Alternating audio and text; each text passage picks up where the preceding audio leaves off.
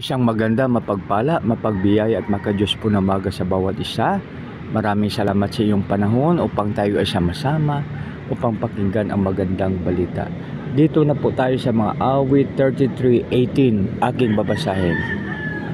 Ang nagmamahal kay Yahweh at nagtitiwala sa kanyang pag-ibig ay kinakalinga. Purihin nawa ang Diyos sa pagbasa ng kanyang salita. Tayo manalangin. Panginoon, maraming salamat po sa iyong pagpapala sa bawat isa sa amin, O Lord. Sa pangalan ni Jesus, naming Panginoon tagapagligtas. Amen. Mga kaibigan, bawat isa sa atin, kailangan natin na mayroong magkakalinga sa atin. Diba yung bata pa po tayo, kinakalinga tayo ng ating mga magulang, ginagabayan, iniingatan. Kaya mga kaibigan, ang tagapagkalinga sa atin ay ang ating God Almighty. Aking babasahin sa muli. Ang nagmamahal kay Yahweh at nagtitiwala sa kanyang pag-ibig ay kinakalinga. Kaya mga kaibigan, huwag na po tayo mag-alinlangan pa, kundi tayo magtiwala sa pag-ibig ng ating Panginoon.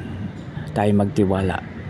Ang nagmamahal kay Yahweh at nagtitiwala sa kanyang pag-ibig ay kinakalinga. So ano pa po ang ating hanapin pa kundi ang ating God Almighty. Maraming salamat po sa bawat isa. God bless us all. Tayo may nalangin na po. Panginoon, maraming salamat sa iyong salita. Maraming salamat, O Lord. Tulungan mo po kami na ito ay aming palaging maalaala. At Panginoon, amin din mong ma-share sa aming kapwa. Panginoon, maraming salamat sa iyo. Sa aming dakilang Ama, ang Diyos na Abam, isa katakob, dinadalayan po namin ito sa matamis na pangalan na yung anak na si Jesus, naming Panginoon takpagligtas. Lahat pa'y magsabi ng Amen. God bless us all.